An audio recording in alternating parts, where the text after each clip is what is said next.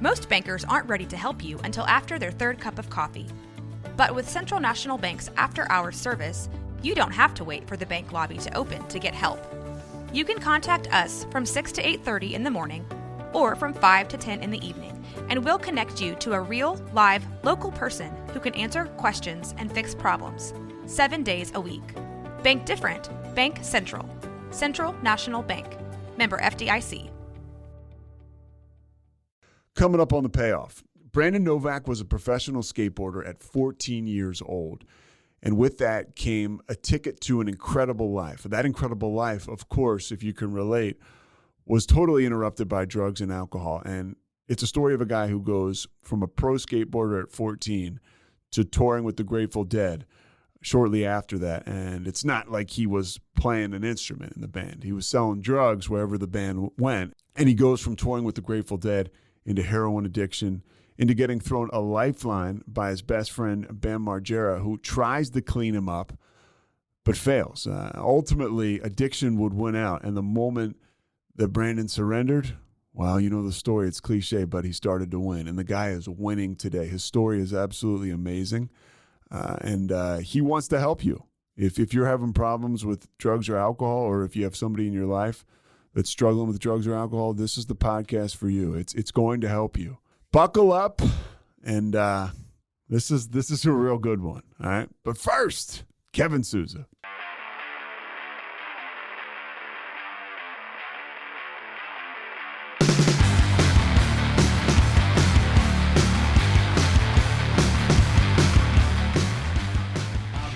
By the way, I hope you don't. Oh, and who's your buddy here? This guy. Oh, there's Novak. Novak, take a seat, pal. I've known him since he was 13. He was a pro skater that Tony Hawk signed on Pal Peralta, and then he ruined it all by doing heroin for 8 years. Wow. But he wrote a book about it. It's called Dream Seller, and it's on Bam, this is your friend, and you were a top skateboarder. Yeah. You spent most of your young life skateboarding and learning the craft of skateboarding. You were a legend, I guess, right? Yeah, from about 12 years old on a show, and we met Bam, me and Bucky Lasik. So you ruined it. Yeah, heroin helped me ruin it big time. Yeah, but you often... Hello? Brandon. How's it going? What's up, man? It's Pete. How you doing? Good, man. Yourself? I'm doing great. It's me, and Mike is the producer. He's the only other person on here. Okay, cool. How are you? So we're in Texas, and I came in here to Mike's studio, and he has a lot of people working here for him, which is a shock because there were no people here working before. I said to everybody, blink twice if you're being held against your will, but nobody blinked. Nobody blinked, so I think he's all right. I think we're all right. We're in good hands. That's good to know. I feel safe. Man, thank you so much for taking the time, dude. Yeah, man. Thanks for thinking of me. Where it's wild to have something worthy to say. Well, you know, it's funny. We know some of the same people. I grew up in Philly, and I got sober in a rehab, and then I lived in an extended care place, which is why your story, I think, really speaks to me. Just kind of the long-term recovery. It's whatever. It's not for everybody, right? But it's what I needed. It's what worked for you. And your sponsor, I've heard you talk about him, Lex, and I have had the pleasure of being around him in just sobriety circles. You know, I remember a buddy of ours his dad passed away, and I got to sit next to Lex at the just the dinner afterwards or lunch afterwards, and he's a great dude. And, you know, it's one of those small world things. I've heard you talk about it just recently. I was like, oh, damn. And it's got to be the same guy, Westchester, drug and alcohol counselor. Pretty cool world, man. Absolutely. It's, it's funny, these all of these synchronicities that exist. And I, for so many years, and maybe you can relate, walked around just completely ignorant to them, and then finally, I had this awakening. I had gotten sober and had that spiritual experience, which now allows me to just be hypersensitive and aware of all of these blessings that take place, such as that. You know what I mean? Because even when Lex was attempting to help me, and he was helping me, it wasn't even that he was failing, because he was helping me unbeknownst to me. Although I wasn't a position in life where I was staying sober, he was planting these seeds, and little did I know that one day they were just gonna like take root and grow overnight, like they just ingested a pound of crystal meth. And he was just doing what he does in his way, and making this not even program, but just sobriety look very attractive. So he was just kind of, gently, giving me these little pieces of something that I didn't know what it was, but it fascinated me, and it drawed me in. So one day I got hip to what he had been feeding me, and it all made sense because the stars aligned, and it was like at that very moment the sky parted and I just walked across the fucking water. Yeah, no, and you talk about being hypersensitive. You're in tune now. I like to think when I'm working this program, right, 12-step guy, I'm like, when I'm working it, like I'm in tune with shit that's going on around me. And yeah, it's incredible because you talk about it. Like, it took me, I'm similar to you, man. I went to my first meeting in 2002. I was driving down to West Philly. I'd bottomed out. I took my parents' car, put it up on a median, right? And and I called the police, and I was like, "You got to get me off this median. I'm trying to get downtown." They're like, "Bro, you're coming with us," And and that was my first meeting in October of 2002, and I didn't have a year till November of 2012, and that's just how it was for me, Yeah, I can relate to that.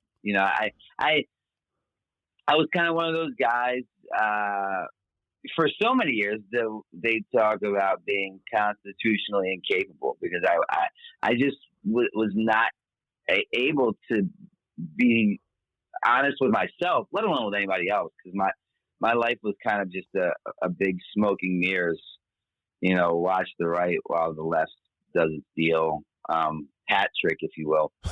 And then once like I started suffering the repercussions from my actions, and a lot of things played a part, but I think mostly maturity. Right, like at 17, walking into my first facility, I looked at it as if I had just been sentenced to life. At 38, walking into my 13th facility, I had looked at it like I had just won the Mega Millions. You know what I mean? Yeah.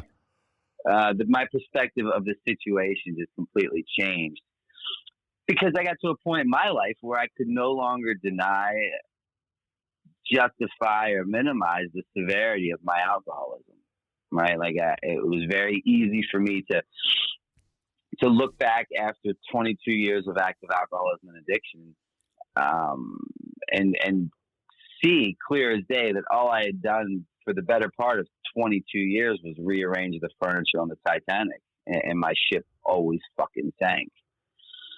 And at 38, I found myself in a position where I was no longer accepting of it. Right, and at that moment, I realized, like, fuck, I've placed me here time and time again.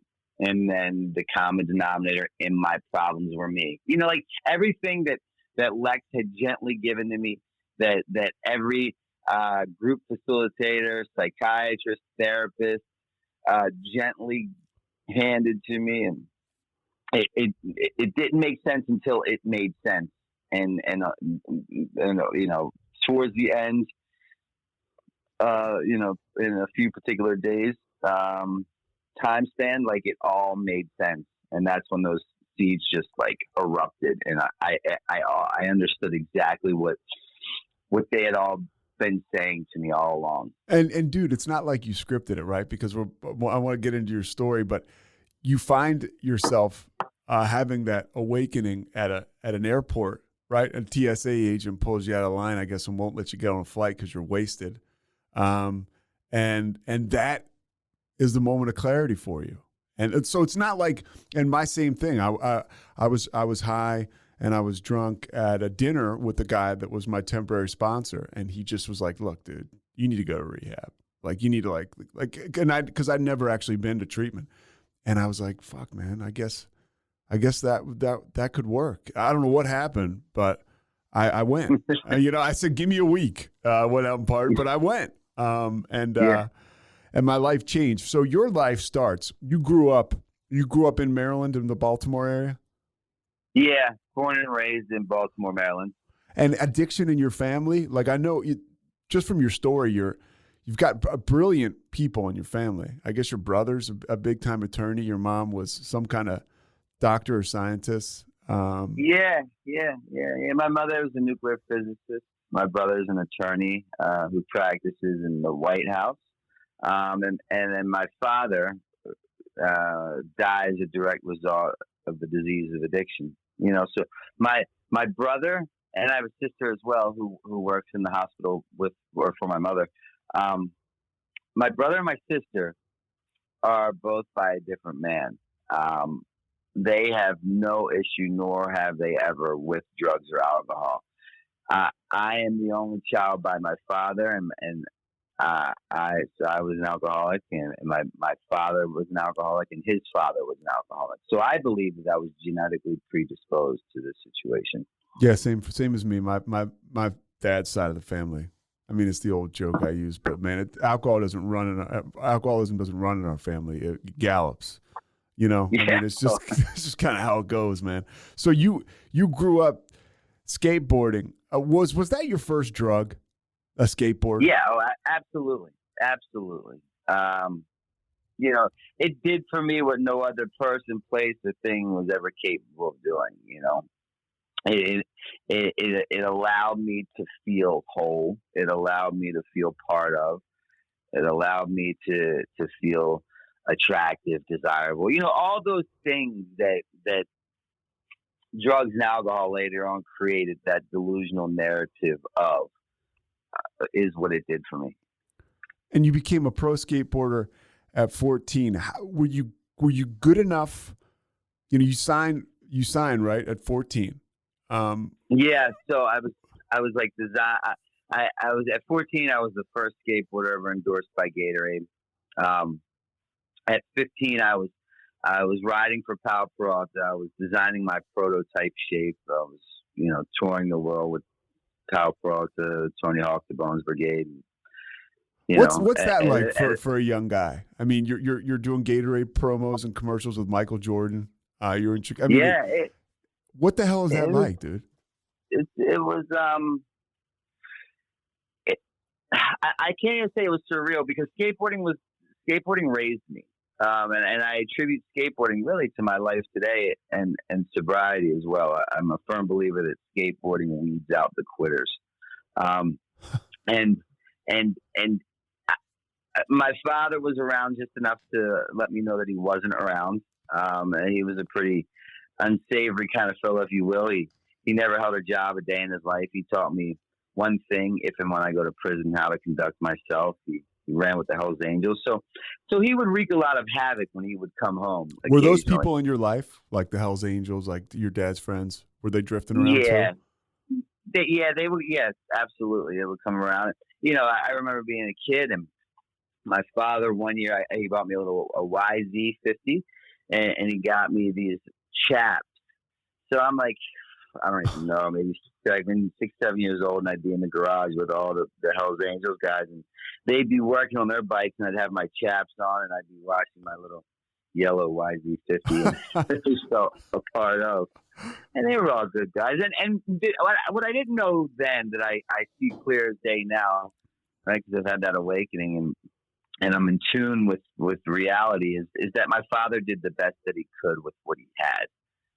So I don't blame him or cite him for any of this. That's not the reality of the situation. How did that impact you, being around, going to becoming a pro skateboarder at 14? You're the first of your kind. You have access now. How did that impact you as a young man and as an early, an addict, right, in the early stages before you even drank or used drugs? Yeah, it was really rad, man. I would go out to California and stay at Tony Hawk's house for extended periods of time, and travel the world and do these things that that to me at the time were very normal, because again, like I was saying, skateboarding raised me.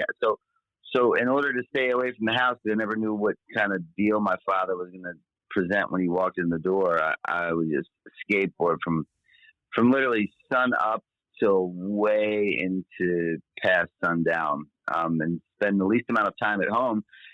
So I was just so consumed with skateboarding that was the norm. So, to me, it wasn't like I was doing this crazy, elaborate, one-of-a-kind stuff, because that's all that I did. I ate it, I slept it, I dreamt it, I breathed it. And I was so young. And so now I look back and but that's life. It's all in retrospect, right? Live forward and learn backwards. And now I can look back and see how amazingly blessed I was at that age. But at that time, I was just so consumed with just wanting to skate, wanting to talk about skating, wanting to be around skaters. I just so consumed that I didn't really reap the rewards, if you will. Was there a moment when you noticed that whatever drug, I mean, I know heroin became a big issue for you, a huge issue, right? A monster, like it does for just about anybody that gets involved in it. But was there a moment when you saw the drugs had started to erode your performance skating, like that you could put your finger on and you were like, fuck, like this thing's got me? I could, looking back, so I'm from Baltimore, and I was raised by all the skaters in Baltimore, and one of the household names is Bucky Lasik, and he's another pro out of Baltimore, and he kind of took me under his wing, and he was the one that got me sponsored by Baltimore and would take me out to Tony Hawk's house, and he was my mentor, my idol. And when I noticed the disconnection beginning to take place between me and skateboarding as a direct result of drugs and alcohol, like Bucky would always come pick me up after school and we'd go skate all day, all night. And I slowly started making excuses as to why I couldn't go. And 2 days turned into 4 turned into 8 turned into 16. And then before you know it, he stopped showing up. I stopped calling. My mother started asking questions as to why I'm not going with him. I've never even talked about that till now, actually. But those are the very beginning signs that I recognized that something was going on. But I wasn't even close to addressing it, right? It still wasn't even a thought in my mind. Well, because it's exciting and it's awesome and it kicks ass. I mean, and that's the thing. Like, I was huge into sports athlete, and the moment I started to drink and eventually started to use, but I mean, the moment I started to drink, all I cared about was drinking more, and honestly, like girls, because I think that was more of an ego thing. That just seemed cool, it was just like I totally lost myself in this shit, and it took me, like you said, a couple decades to actually wrap my head around how huge this whole fundamental issue was, right? Of just being an addict, like I'm the issue, right? Like, once you take drugs and alcohol away, like, I'm still pretty screwed up. I've got to look into that, and luckily we have a program that assists us in doing that, right? That's the funny thing about it is when I'm talking about these scenarios that took place, decades ago, before I even like years before I even entered into my first treatment center at 17, years before. So I'm talking 15, 16. The disconnection from reality that had already taken place is fucking astronomical. You know what I mean? From my alcoholism and addiction. And I wasn't even at that problematic stage where people started like recognizing these red flags. But like I could see, because if you think about it, from 7 years old till 15 and almost 16, when I got my first skateboard, to when I completely hung it up and walked into my first treatment center, I ate it, I breathed it, I slept it, I dreamt it. Nothing else mattered. I became it. You know, like Like, I had became the dream that I had always longed for. Nothing could have gotten better in my life at that time. And then when I'm forced with the ultimatum of going to treatment, saving my life, continue to skate for power, or quit the team, I didn't even have a breath of fresh air in my lungs when I said I quit. So it's just insanity to think. And that's before even entering into my first treatment center. And we're going to you have such an incredible message, and we're going to get to the recovery, portion of it, right? Like we are now, actually. We're talking and we're living it. And I can feel it coming off you. But a couple questions I have, dude. How do you go from being a pro skateboarder to ending up touring with the Dead? I mean, how does that, because we're pretty much the same age, grew up around the same area. And I remember those Dead shows, right? I mean, I never committed, right? I never went on tour with them actually, but I remember when they would come through DC, Philly. What was that like? How did that happen for you? How did that progression take place? Well, I got wrapped up with some fellas that were selling a lot of herb. They were having a lot of herbs shipped in. And this is obviously back in 95, so way before it is what it's like today. And herbs kind of it's as prevalent as a cigarette. No, it was off limits back then, dude. You could get you get in trouble, if you got caught. Yeah, totally. And I connected with some guys that were having hundreds of pounds literally shipped in.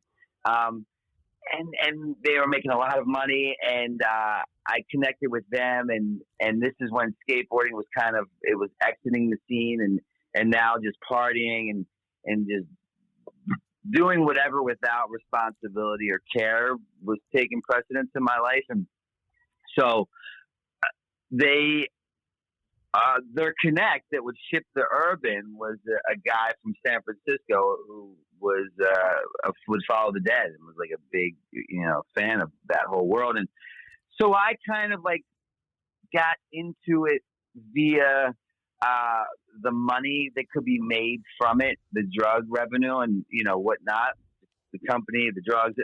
So I got into it from a financial perspective with drugs that I could get from certain guys that would follow the tour. And in doing that, then it just required me to travel to different states to meet these guys. And then I would just do what they were doing. It's a job requirement. What's that? It was a job requirement. Yeah, it literally was. And then it became but then keep in mind too, I'm still technically sponsored by Power Peralta. So I'm still getting boxes of boards and product and all that.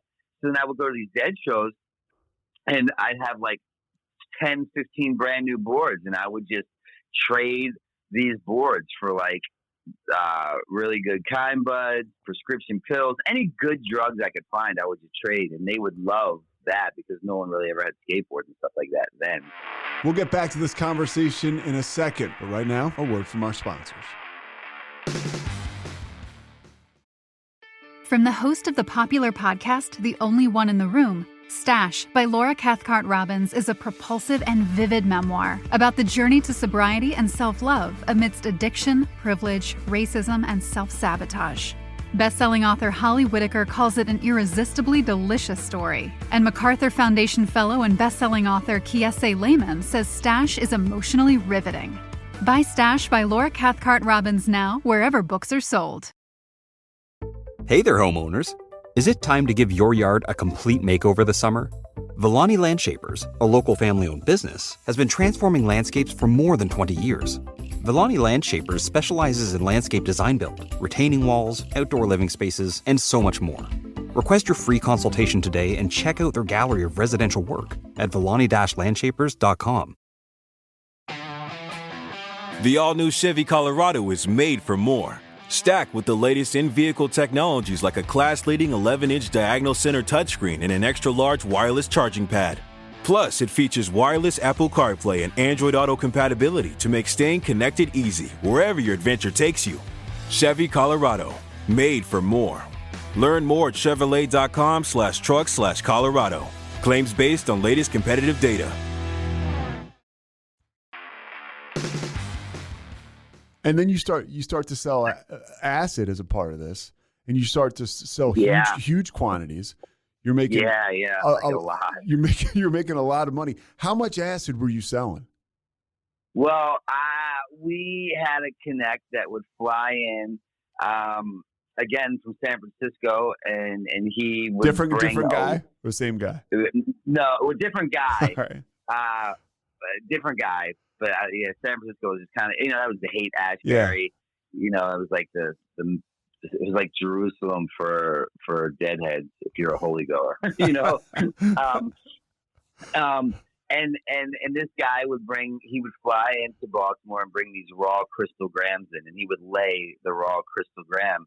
And, you get like anywhere from 30 to 50 books from the crystal gram. And a book is 10 sheets. 10 sheets is 1,000 hits.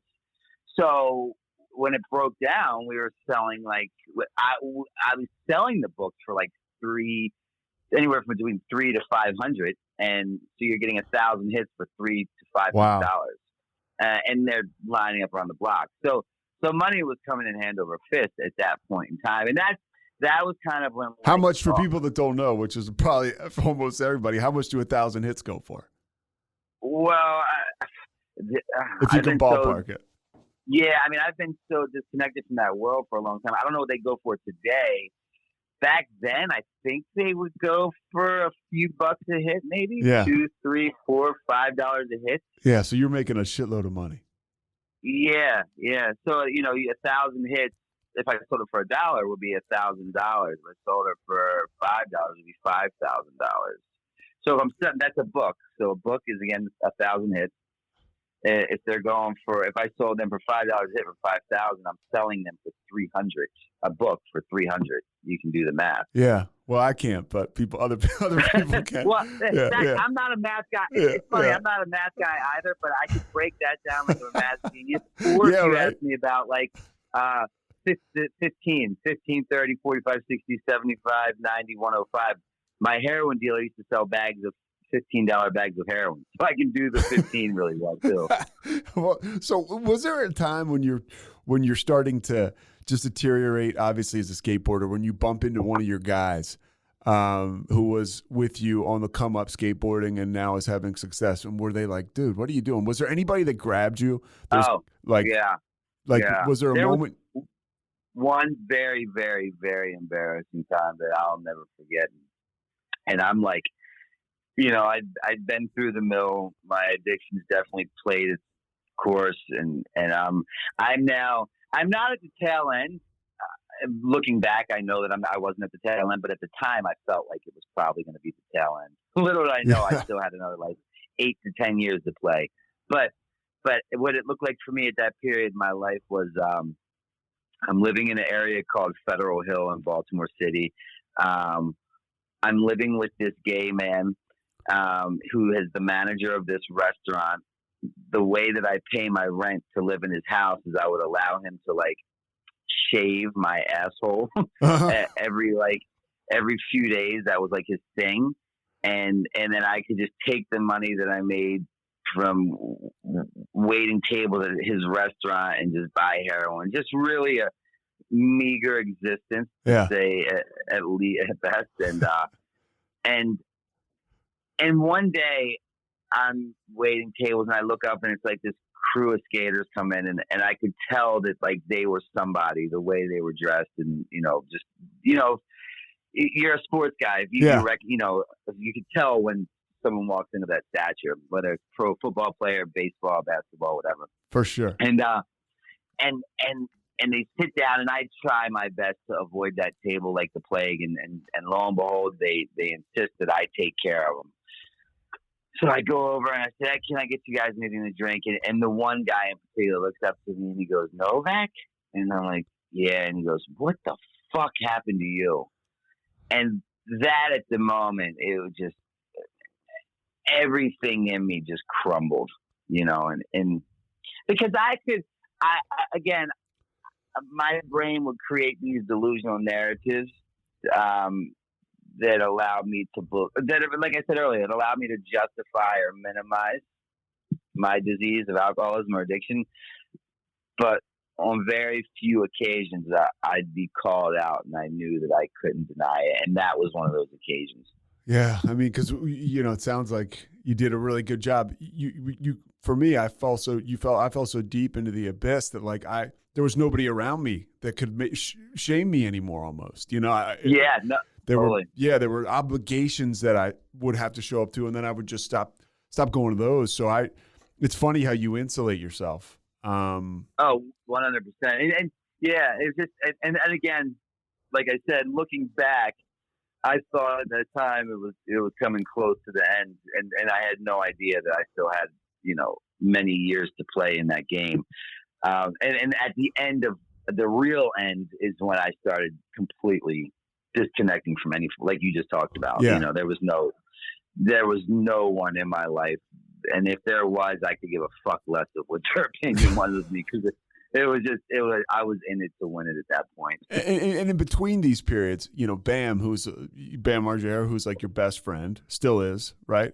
Yeah. Who, people know they can look up what's going on with him, but he struggles with addiction. One of the jackass guys and Viva La Bam, all that stuff. But he is one of your best friends from skating, right? When you were real young, and he reaches out to you and says, "Hey, come stay with me," right? Like, get your shit together. Yeah. In Westchester. That's how that integration emerged from Baltimore to Westchester took place, or Pennsylvania for that matter. Yeah. I'm at this point, probably it was a few years after that incident where I was in that restaurant, and I was called out by another pro skater. A few years after, I was, things got worse, homeless, living on the streets, and I would occasionally stop into the skate shop in Baltimore and ask them for some money. But I really tried to avoid that because it was very embarrassing. But again, at this point, I started really not giving a fuck too much about people. Yeah, we're junkies, dude. Yeah, I mean, it's like... like... In the beginning, I really cared, and as time progressed, it just faded away. And so one day, times were bad, and I couldn't come up with a couple bucks. I walked into the skate shop, and I said, "Hey, can I get a couple bucks?" And they said, "No, we're not going to give you money, but Bam happened to be here yesterday doing a demo, and he asked about you, and we said that you popped your head in occasionally trying to get money, and he said, well, let Novak know if he ever wants to get clean. Here's my number. Have him call me." Again, the synchronicity, right? Like It was the day before. And I take that number, I put it in my pocket. Now, this is before cell phones are a thing. So all you have is pay phones, and the pay phones are 50 cents a call. And to me, 50 cents is like a lot at that point. Yeah. Like it's 50, I need $9.50 more to acquire a bag of heroin. I can do that math. That's like, what is that? Like 5% of getting what you need. Yeah. See what I mean? Body, you got it. And I didn't call immediately, but like 3 or 4 days later, I went to the pay phone. I put the 50 cents in. I held on to the thing, because if he didn't answer, I had to hurry up and hang it up before the machine picked up and took my 50 cents. and it was a skate shop. He gave me the number to Fairman Skate Shop in Westchester, and I said, "Is Bam there?" And the owner answered. He said, "No, this is Fairman's. He was just in here, but he's actually next door at the restaurant. Do you want me to grab him?" So again, the synchronicity, things are just lining up. If he wasn't there, there was no way I would ever call back. And he just happened to pop his head in. And so they get him. I wait on the phone. Short story long, he offers me this chance to get off heroin, get out of the streets of Baltimore, and come live with him and start skating again. And that night, I was on a Greyhound bus from Baltimore to Westchester. Yeah, and that's where, he said, "Look, I could live with him." At that point, he's filming the CKY videos, and he allowed me to be in there and to live at his house and to detox and skate, and and I attempted to do that, and I attempted to do that for a long time. And I'd stay, I'd make an excuse as to why I had to go back to Baltimore, or I'd get kicked out. It was a wash, rinse, repeat for a lot of years. Yeah, until it kind of took, if you will. But you're on the ride, along with him, and you guys are doing your thing, and it's almost, I would imagine, it's almost hard to get sober in that environment, whether your best friend wants you to or not. You guys are surrounded by, like, I remember, Novak, it's funny, dude. I'm like a huge Howard Stern guy, and I knew who you were. I knew who Bam was. But I can remember you guys being on Stern, or he was on Stern, and he was talking about you so much, and it was hilarious. And so you're providing a lot of happiness and good content for people, and you're generating money. And so it's got to be tough to get off the train at that point.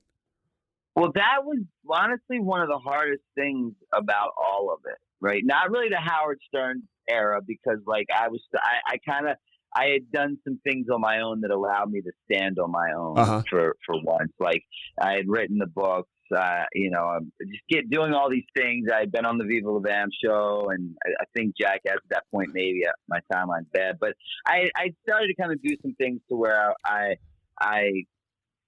was the product. So it allowed me a little more leadway. But before that, in the beginning era of this new chapter in my life of living in Westchester and getting off drugs, it was really the internal struggle was just, God, it was so daunting, because I had burnt every bridge in Baltimore. I'm living on the streets, and I knew it, right? There was no delusion that like I could repair this. That was no. But then now I'm allowed this opportunity to basically recreate my life in Westchester. Now I go to Westchester and I see as clear as day on this plate in front of me this amazing opportunity that I have. Yeah. And like I can literally take off in multiple directions and like really make something of this and become very successful internally and externally. But I know in my heart of hearts that my addiction is so powerful that it's not going to last. Like I'm going to burn these bridges too. I saw it, and I was unable to control it. You know, it's like a wildfire. You see it coming at you and you want to do everything to stop it, but you just can't. Yeah. And that's what it was, because, you know, talking to you, you understand the complexity and power of addiction. The helplessness you feel in that situation. Yes, that's exactly where I was. And like, so I knew that, because I really wanted human connection. I wanted, normality. I wanted structure. I wanted security. I wanted stability. I wanted nothing more in my life than that. But I knew that if I could get it, but I couldn't keep it, because it was only a matter of time before I robbed, I lied, I stole, I cheated, I hurt. You know, the things that we do in order to get another one. Yeah. So it was just such a fucking dichotomy that, yeah, God, it really. So I would make it a point, right? I just got my first ever driver's license at 41, almost 42 years old. Okay. I'm 43 now. Yeah. So I never had a car or a license, and I'd have cars, but when I'm living in Westchester now, like Bam had told everyone, like, don't give him heroin or any form of downers. Like, they weren't addicts. Well, Bam has his issues now, but at the time, no one understood addiction. So it was okay to do blow and drink, because that's like socially acceptable. But pills and heroin, I like fall asleep in mid-conversation. I steal your wallet. I disappear for days. So it was very well known to no one to give me that stuff. But so I would make it intentionally really hard for me to get heroin. Like, I would not go into Philly and cop, because I was living in Westchester and it was too easy for me to get to Philly. And if I learned the access routes to get it here, then like you were done. Yeah. Yeah. So I'd intentionally like only go back to Baltimore. They never let me go back to Baltimore. You know what I mean? So yeah. What a life, right? It's so exhausting. We create all these boundaries. So So that at least prolonged the inevitable of me burning things to the ground, like years, which was fucking a miracle for me. So I made it very difficult in that regards. But again, just knowing that the end was coming, it was God. It's a yucky feeling. And then we have all that, right? And I can't keep you here all day. I could, but so we get to that airport in Baltimore. Is it in Baltimore? Yeah. So what happens as the miracle starts to transpire? How does the whole thing take off? or literally it didn't take off, which ultimately it did. But how does that happen? Yeah, totally. Again, like I started in the beginning of this, the maturity played a big part, and seeds that were planted along the way just sprout. What happened is at 38, I'm now like living back at my mother's house, but my mother had burnt all those bridges in Westchester. Everyone thought it was best that I left there, and I had nowhere else to go, and I'm back in Baltimore. And I'm sleeping at my mother's house, and my mother and brother served me with a restraining order. Now I'm not even allowed at my mother's house. So I go from being nothing to eating out of trash cans, prostituting my body in Baltimore, to then ending up in Bam's house, Viva La Bam, Jackass, kind of a household name, traveling the world, fucking doing amazing things like hanging out at the Playboy Mansion, just doing things that people would dream of doing, maybe. To now being back in Baltimore, literally homeless, walking the streets. And a series of events take place, but ultimately this woman says that she'll buy me a plane ticket if I want to come to Florida. And I have nowhere to go. She lives in a hotel in Florida. She's a stripper, right?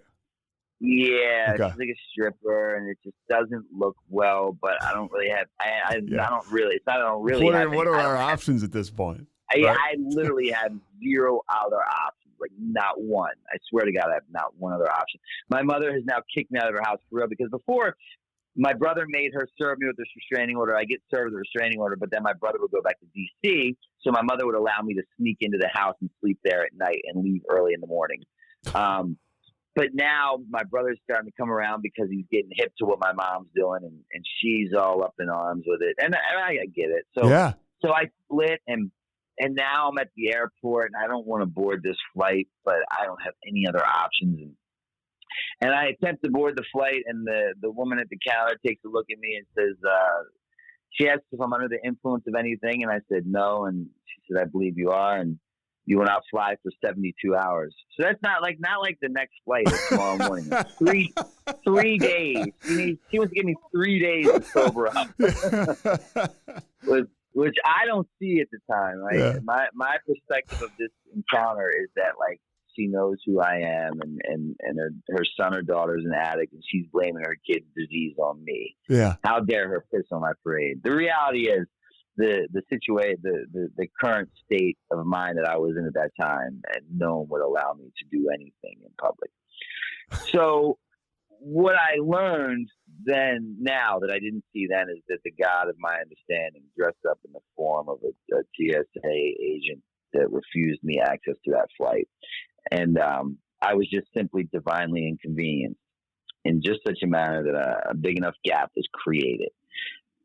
From the last time I injected a bag of heroin into my arm, to have that moment of clarity, to see what my life really looked like was. And it was like at that moment, it was like a fucking sequence, a timeline of just like a series of events that took place in my life, from the first treatment center to the 12th, because I was about to enter into my 13th. And all these just like, you know, they say before you die, you get like flashcards of things that it was that just appeared like bang, bang, bang. And everything that Lex had told me, everything that these therapists had said, and it just, I had heard it all, but at this moment, I listened to them, I visualized it, I saw it, I internalized it, I processed it, I understood it, and it made sense. And I just got out of line, and I called Lex, and I just said, please, can you help me? I want to kill myself. And he said, no, you're going to get on a train, and you're going to come from BWI Airport back to 30th Street Station. Yeah. And this was Memorial Day, 2015, and him and another dear friend who you may know, John Cosgrove. I've heard of him. Yeah. They came and picked me up at that train station, and they let me stay with them that night. And they sent me to see my parole officer in the morning, and my parole officer granted me one more chance and sent me to a Catholic Charities rehab, right? Yeah. And what starts to happen? I just, what starts to happen is that for the first time I walked into a facility without a plan. I had no plan.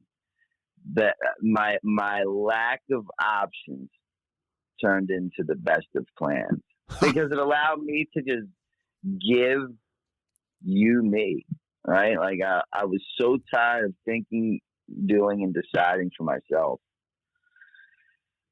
that like the willingness was a direct result of a higher power's action.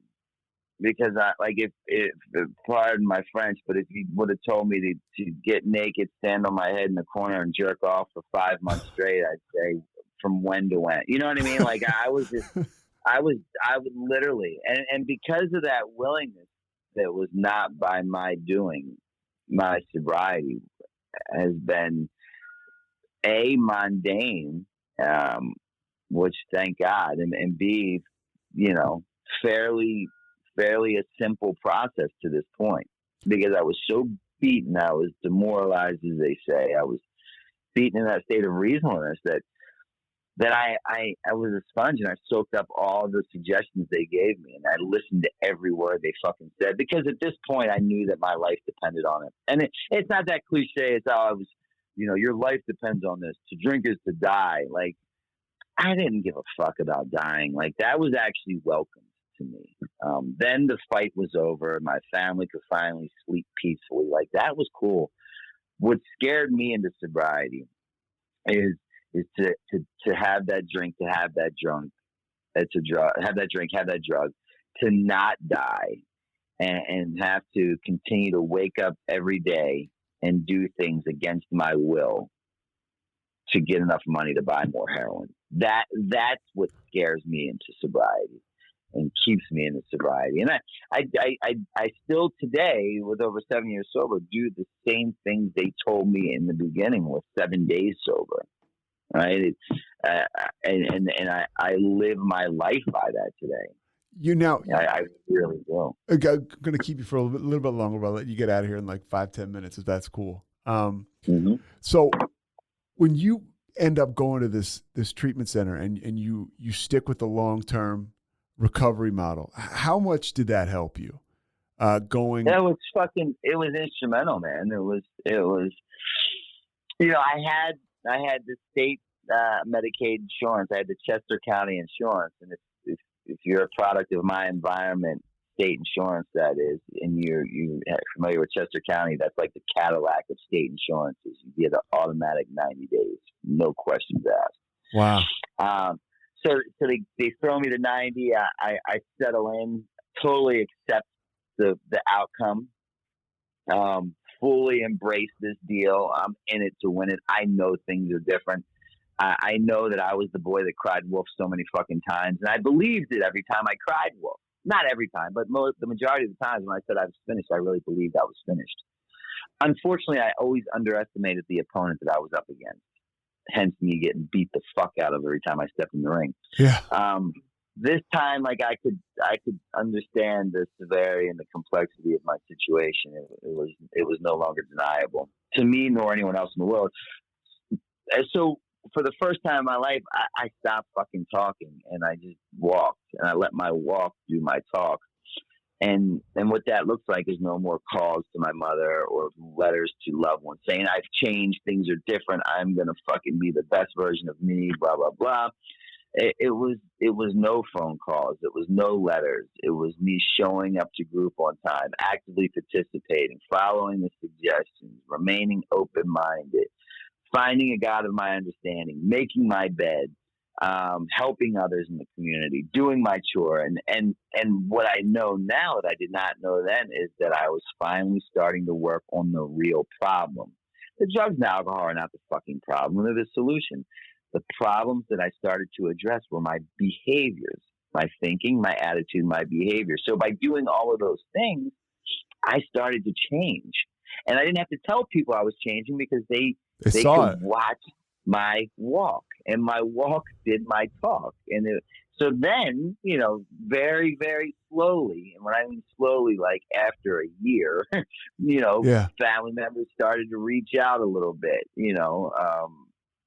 old friends started to appear, but they were still very cautious. But that's what it rightfully takes. so. Like, it takes like the willingness. And this is all, I don't know shit, but this is my experience, right? Like the willingness. I remember I went to that place, Karen, in Pennsylvania, and I got done there, and they were like, "You got to go somewhere else, dude." And I was like, "Fuck, all right." And that was never. You know how those treatment centers are. You lobby for like, the last 15 days of your 30 days about how you're not going to go to an extended care place because you're still out of your mind. And then they tell you that you're going to go. And I said yes. And I was so out of it. I mean, I can remember showing up at the extended care place, and it was actually in Bel Air. It was called MRP at the time. I think they're gone, Maryland Recovery Partners. But I show up there, and I'm still out of it. Everybody I'm seeing, I'm thinking has been in my life before. And I'm not necessarily being negative. I'm just like, oh, I remember that guy. Like, and I just thawed out there, dude, for like another 5 months and showed up. I worked at a KFC. I went to every meeting they told me to go to pretty much. I left once. I remember I left a meeting once. We would get $50 a week if we had a job, right? That was good. They put it in our escrow account and they give us 50 cash. And I remember this guy, David, was a counselor, and he showed up at a meeting as I was leaving, and so I didn't hit my quota for the week, and I went to get my money for the week, and the guy gives me 25 instead of 50, and I'm like, yo, what the fuck, I got $50, and he goes, no, we caught you leaving a meeting early. And I remember thinking like, God damn it, they got me. And as I was leaving, Novak, he goes, hey man, because he gave me the 25 now, I have this for 7 days, and he's like, hey, you don't smoke, do you? I'm like, no. He's like, you can make it last. I'm like, God damn, but that is the world that I grew up into a man in. I mean, I learned how to work a cash register at KFC, which was like the hardest thing I'd ever learned to do. And my whole life started to change. And that's what you guys have now. You have Novak's house. Well, that's funny. Your story is really a spitting image of mine, right? Like I went to not Karen, a different place. I stayed there for 90 days. And then from there, the extended living, I went to a sober house where I lived for a year.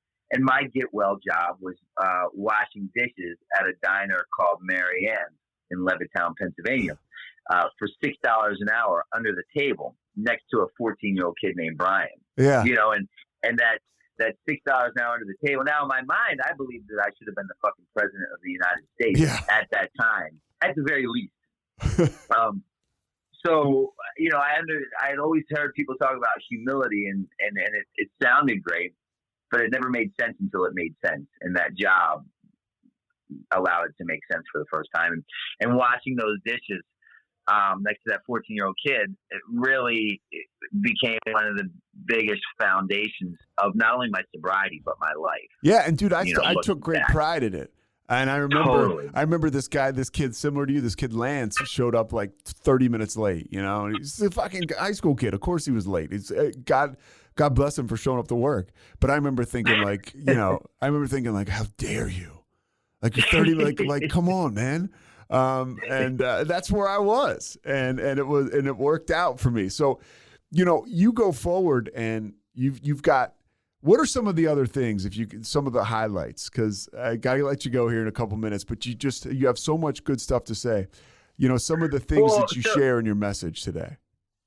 I mean, today, just where I'm at is just, I try to deliver my, knowing what I know today, that I didn't know then, is that the demographic that we deal with, because now I'm completely submerged in the drug and alcohol culture, like just as much as I was before. Like I write books that pertain to my life, which is, largely in part of alcoholism addiction. I have a documentary coming out about my life. I'm an interventionist. I'm a motivational speaker. I work in the drug and alcohol treatment field, helping people get into treatment. I'm a sober guy. I sponsor guys. So my life is literally consumed by drugs and alcohol. The only difference is I don't use them today, and I get paid from them. It's very strange. And I own these men's sober living houses, and the demographic that I deal with is largely defiant by nature. They hate authority and they refuse to conform because they possess a job that consists of knowing everything, such as I did. Yeah. So knowing what I'm up against, I try to deliver my message throughout my social media platforms and just the way that I conduct myself on a daily basis in a form of attraction rather than promotion, right? And if I can get the people that I'm largely surrounded by, which are sick and suffering alcoholics and addicts for the most part, to want what I have so bad, to find it so desirable, so attractive, so appealing, so much so that they almost like want to fuck it, right? Like if I can get them to want what I have so bad that they're willing to do what I've done to get what I have, then the terms of their contract will forever change. But it has to be their idea. So I simply just live this really rad life that allows me to do some of the most amazing things that I've ever done in my life. And it all transpired from the worst day of my life. It literally all came from that day that I thought could never have gotten worse, which was standing in the basement of that Catholic Charities rehab at 38 years old, as this 18-year-old tech thumbs through these donation boxes looking for some used underwear, and I was praying to God that he found them. You know, but I couldn't see the blessing that was taking place at the time. I was incapable because I was just so diluted by drugs, alcohol, and just delusion. So today, what I really want people to understand is that the disease of addiction is not a fucking death sentence, right? And as long as you're breathing, it's never too late. I'm a guy with over 7 years sober, and I was the guy that really believed that I'd be buried in that plot that my mother brought me years back. So I just want people to understand that it's crazy to think, but the only time that I had the ability to win this fight was when I admitted defeat. And it's okay to admit defeat. I know it goes against like everything that we do and say and how we live. Because to be on the street, to fight is to survive. To fight is to win. To fight is to get another bag. Yeah. But then you come into sobriety. To fight is to lose. To fight is to die. Right? So I had to admit defeat before I had a chance at victory. And that's what I want people to understand is that like that's where it all begins. So you still, and by the way, you're back. You're skating again today. Yeah, totally. At 43, I'm about to release this part that I filmed over the last year, and it's literally the best part that I've ever put together that can stand on its own when it comes out. And the houses are it's Novak's houses, and they're all over Westchester, right? Yeah, well, Wilmington, Delaware. Okay. So I opened up the first Novak's house about a year and a half ago with 10 beds, and today I have 4 houses with 40 beds. And I have an abundance of scholarships available for any man who's searching for a more structured environment to continue their sobriety and upon completion of whether it's a detox or residential or any level of care treatment center. My mission that I find myself on today is to refusing Christ to be a deterrent for anyone seeking a better way of life.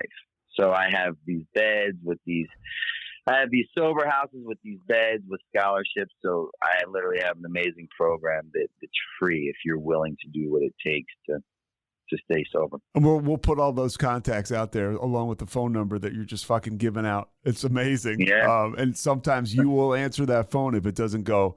And if you can't get it, it goes to other folks who can help these young men out or just men in general. Last thing for you. What do you do? I mean, because you do have this aura. What do you do to maintain that? How do you keep it going? How do you keep that light burning? Because you've got yourself in a position now where you are appealing. How do you keep that happening? Well, the first thing is, and I always talk about it, is I keep my past married to my present. Because the moment that I forget the pain that brought me through the doors of treatment center number 13, it's not a matter of if I'll return, but when I'll return. So you keep your past married to your present. Yeah, because and then what that allows me to do, it allows me to remain grateful for any fucking opportunity given to me, good, bad, or indifferent. Because if you came from where I've come from, the pain of this everyday life that we get is pretty minuscule compared to, for me. Yeah. So me too. So what I try to do, and this is a work in progress, and more so lately because I've had a few instances where I've wanted to revert back to some old behaviors and really beliefs, is I'm really praying for gratitude and forgiveness towards everyone and everything. And if I can find myself in line with those two words, literally 24/7, I will have the most freeing life that anyone could ever think of. So that's, I can add the gratitude, the easy one for me, but forgiveness, that's, especially in business. Yeah. That's a tough one. So I'm literally trying to live my life by those two words today. And we're growing, dude. Like the more success you have, the more you're developing like that business acumen by making yourself vulnerable to learning. And that's life. Like we still have so much to learn, right? And it's okay. I heard a guy say on a meeting just this weekend, it's okay. And this guy's like 20, 30 years sober. And, as far as I'm concerned, he's got it going on, right? In sobriety and in life. But he says it's okay. It's okay to know that you've got a lot more to work on. That's fine. You don't live under this dark cloud that you're not baked or you're not done yet, Right. Yeah. Hey, and that's the cool thing too. The longer that I stay sober, the less that I know. You know what I mean? Like it's the longer I'm around, and the more in tune and aligned with myself and my spirituality. The reality is, the less that I know about a lot. Gratitude and forgiveness, Brandon Novak, dude. Thank you so much for your time, and thank you so much for what you're doing, putting the word out there. Absolutely, making this deal attractive. If it's okay with you, man, I'd like to leave 2 phone numbers. One of which, if anyone needs help getting into treatment, they can call me directly. It's 610-600-9174. And if any men out there are in need of sober living and are willing to relocate to Wilmington, Delaware, and we have beds available, call us directly, 302-433-6256. And what's the other number again, the 610? 610-600-9174. And if you can just put like my website down, and that kind of takes you everywhere, which is BrandonNovak.com. Yeah, and I'm looking forward to the documentary, and the book is Streets of Baltimore. We'll put all that stuff down there, man. It's all really incredible stuff. The cool thing is, for somebody like you, man, you carry an incredible message, and you're a fascinating dude. So these are the kind of stories we like to get out there, so people know that. I mean, Superman rides the bus, dude. So I appreciate it. Yeah, I get it, man. Hey, thank you. I enjoyed talking to you. This is fun. Thanks so much for listening to The Payoff with Pete. Once again, I'm Pete Souza. And of course, we are part of the Rogue Media Network. All kinds of good podcasts you can find at roguemedianetwork.com. And of course, you can find this podcast and all those other ones wherever you get your podcasts, iTunes, Spotify, other spots like that.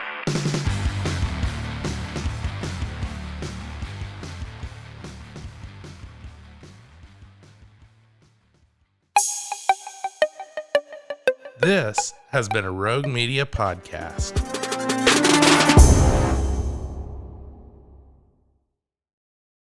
Are you ready for a rewarding career in the electrical industry? Quality Electric of the Coastal Carolinas, QECC, is looking for qualified electricians and electrical helpers to join its Charleston team. QECC offers guaranteed full-time hours, make up to $30 per hour with possible performance bonuses and career growth opportunities. Enjoy benefits like health insurance, dental and vision coverage, 401k plans, and more. If you're a motivated, experienced electrician, this job is for you. QECC is an equal opportunity employer. For all job inquiries, send email to hr@qeccinc.com.